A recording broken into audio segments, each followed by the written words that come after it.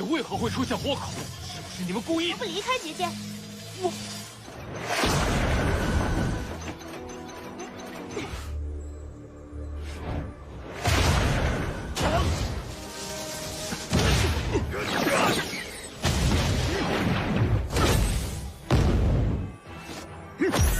还是名异族禁制阵法大师。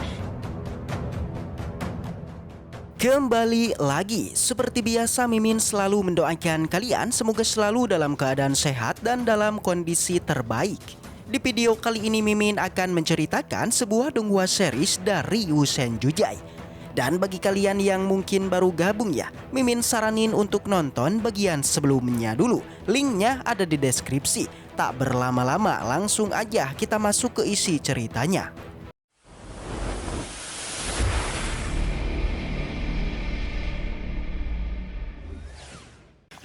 Di episode sebelumnya kita sudah melihat Lord Qinchen dan yang lainnya telah memasuki dimensi ketiga yang di sana terdapat serangga kunang-kunang yang sungguh berbahaya.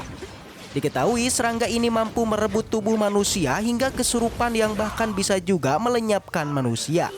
Di sana Lord Qinchen aja sempat terkena racun dari serangga tersebut yang langsung aja memasuki ke alam bawah sadarnya ingin mengambil alih tubuhnya. Pertarungan Lord Qinchen melawan aura serangga terbilang sengit. Keduanya saling menyerang sampai akhirnya Lord Qinchen mengeluarkan teratai api untuk membakar esensi serangga kunang-kunang. Dan di saat itulah Lord Qinchen menjadi satu-satunya manusia yang mampu melawan racun dari kunang-kunang. Awalnya satu praktisi melakukan serangan pada Qinchen karena mereka menduga Lord Qinchen akan segera berubah dan ditakutkan menyerang mereka. Namun tak disangka di saat itu Lord Qinchen kemudian kembali sadar dan membuat semua orang menjadi begitu terkejut. Selain dari sembuh pada racun tersebut, Lord Qinchen juga memahami cara menangkal serangga itu yaitu dengan aura pedangnya. Segera Jiruyu dan yang lainnya mengeluarkan aura pedang untuk membuat sebuah penghalang ruang. Dan mereka pun melanjutkan perjalanannya. Dan kita pun masuk ke isi ceritanya. Setelah domain pedang terbentuk, terlihat di sana tercipta sebuah formasi pedang yang kini melindungi mereka. Di sana terlihat semua serangga mulailah mengerumuni formasi tersebut. Tapi semua serangga yang mendekat benar-benar terkena tebas hingga setengah dari serangga kunang-kunang itu meledak. Belum puas dengan alam pedang ini, terlihat Xiansu lalu bergerak menambahkan energi pedangnya lagi yang dikombinasikan dengan alam pedang Jiruyu dan langsunglah menebas serangga kunang-kunang di sekitaran mereka. Melihat ini Jiruyu menjadi merasa kagum dengan alam pedang yang ternyata memiliki efek seperti ini. Penghalang ruang biasa, meskipun mampu mengikat ruang tapi tidak berguna bagi serangga ini karena makhluk ini bisa melakukan perjalanan di kehampaan. Namun domain pedang, niat pedang, dan aura pedang yang terbentuk itu dapat membuat penghalang ruang yang dimana siapapun yang mendekat pada mereka itu akan ditebas. Di luar dari domain pedang, semua orang masih disibukkan dengan perlawanan yang sia-sia, yaitu melakukan pertarungan dengan kunang-kunang. Semua orang yang melihat Qinchen dan yang lainnya merasa santuy di dalam domain pedang, lantas mereka langsung bergegas ingin masuk ke domain Qinchen. Kan tetapi Jiruyu nampak tidak mau siapapun memasuki ke dalam domainnya. Jadinya ia pun mengeluarkan serangan pada mereka semua. Langsung aja Tianzhou pun menjadi marah mengingatkan Jiruyu dan yang lainnya untuk saling membantu dan tidak saling menyerang. Namun sudah jelas, Jiruyu kemudian membalikan omongan tersebut dengan kelakuannya tadi yang hendak membantai Qinchen ketika dia terkena ledakan dari serangga kunang-kunangnya. Dari belakang, Sang Wuji kemudian mencoba untuk membujuk pihak Lord Qinchen agar mau memasukkan mereka ke dalam domain pedangnya. Dia bahkan berjanji jika nanti mereka menemukan harta karun, maka semua orang akanlah membiarkan pilihan pertama pada Lord Qinchen untuk memilih pertama kalinya dan membiarkannya untuk mengambil sebanyak yang mereka mau. Mendengar itu, Lord Kita pun menyetujuinya dan meminta Jiruyu untuk membuka saja gerbangnya. Langsung aja setelah gerbang domain pedang terbuka, semua orang lantas memasukinya dan dengan ini mereka pun terbilang aman. Dan dengan ini perjalanan semua orang akhirnya dilanjutkan.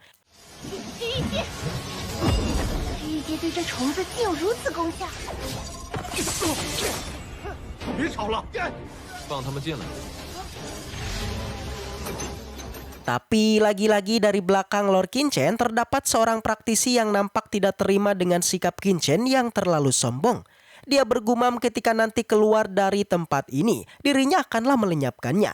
Jelas aja gumaman tersebut dapat dengan mudah didengar oleh Qinchen. Alhasil ia pun tidak lagi memaafkannya, membuka sedikit domain pedang untuk mengirimkan satu serangga kepadanya. Jelas seketika aja praktisi ini pun menjadi kesurupan dan lalu Lord Kita pun melenyapkannya. Dengan tegas Lord Qinchen bilang jika jiwa orang tersebut telah rusak, jadi demi keselamatan semua orang maka dia harus dilenyapkan. Selain itu, cara yang Lord Qinchen pakai juga merupakan cara yang dipakai orang tersebut saat tadi menyerangnya. Meski begitu, Tetua Wei nampak tidak terima. Dia mempertanyakan bagaimanakah ada celah ruang di domain pedang ini dan menuduh Lord Qinchen lah yang sengaja membukanya. Dari belakang, Jiruyu lantas menyangkalnya, yang dimana di tempat ini ada begitu banyak serangga kuat, jadi tidaklah mungkin mereka bisa untuk memblokir semuanya. Artinya dalam domain pedang ini pasti ada sebuah celah kecil yang mampu dimasuki kunang-kunang ini. Jiruyu bilang jika memang Tetua Wei tidak mempercayai mereka, maka langsung aja keluar dari domain pedang ini.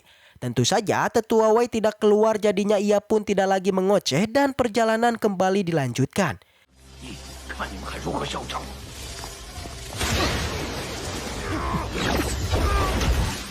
结界为何会出现豁口？是不是你们故意的？不离开结界。 Singkat cerita, perjalanan mereka telah sampai pada gerbang menuju dimensi selanjutnya. Hal itu bisa diketahui dari semua serangga yang tidak mampu memasuki ke tempat ini. Melihat ini Lord Qinchen memerintahkan semuanya untuk menyerap kembali domain pedangnya. Di saat yang sama sebuah energi pun menembak pada celah cincin di depan mereka. Tetua Yu yang melihat ini benar-benar dibuat kaget. Pasalnya energi yang terpancar sangatlah padat. Dan lalu mereka pun maju meninggalkan tempat ini. Diikuti juga dengan Lord Qinchen pergi dari sini.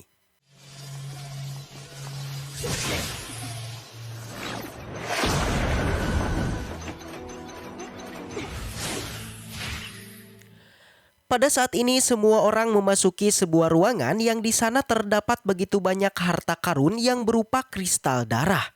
Jelas semua mata memandang menjadi terkejut. Bahkan Lord Qinchen juga merasa senang karena di sini sangat begitu banyak harta karun.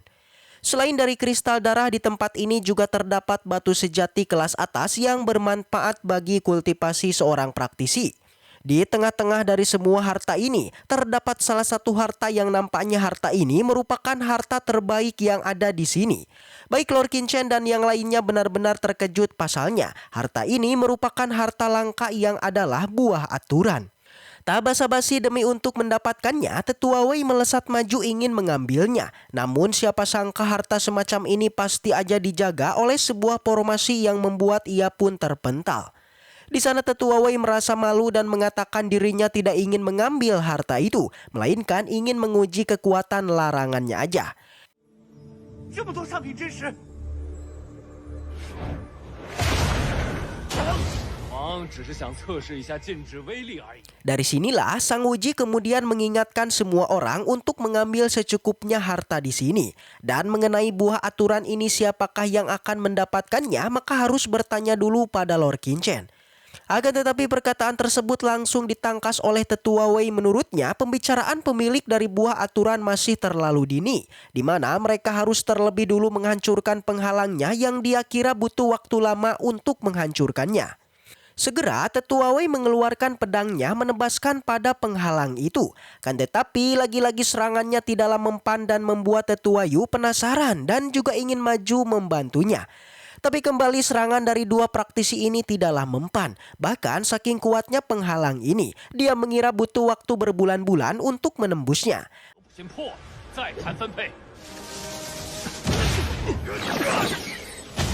该此禁制，起码1-2个月。 Mendengar semua itu dari belakang, Sang Wuji kemudian bersiap untuk mencobanya. Dan alhasil serangan biasa dari Sang Wuji ternyata mampu menghancurkan penghalang ini. Dan selain menyerangnya, Sang Wuji juga mendekati pada salah satu pilar formasi dan lalu mengaktifkannya. Dari sinilah Lord Qinchen merasa ada kejanggalan dari sosok Sang Wuji ini. Jadinya ia pun kemudian maju mendekat ke arahnya, mengatakan kekagumannya pada Sang Wuji. Lord Qinchen tidak menyangka jika dia sebenarnya ahli dalam susunan formasi makhluk asing.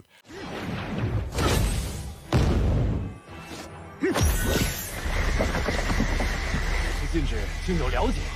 还是名异族禁止阵法大。 Mendengar ini, Sang Wuji pun merasa panik dan tidak bisa mengatakan apapun, dan setelah itu cerita pun bersambung. Tapi sebelum kita akhiri videonya, seperti biasa Mimin akan kembali bahas untuk spoiler lanjutannya. Langsung aja kita pun masuk ke spoilernya. Dalam cuplikannya kita bisa melihat kalau Lord Qinchen nampak sudah meyakinkan semua orang jika ingin mengaktifkan formasi ini alias keluar dari sini, maka mereka semua harus mengikutinya. Terlepas dari Sang Wuji tadi, Lord Qinchen tidak peduli selama dia tidak menyerangnya, maka Lord kita tidak akan mengganggunya.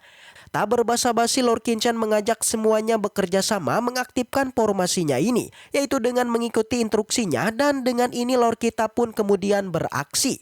Segitu dulu untuk ceritanya, dan Mimin akan kembali upload di hari Selasa. Baiklah, mungkin segitu aja untuk pembahasan kali ini. Semoga kita selalu diberikan kesehatan untuk mengawal Donghua ini. Dan sampai jumpa di video selanjutnya.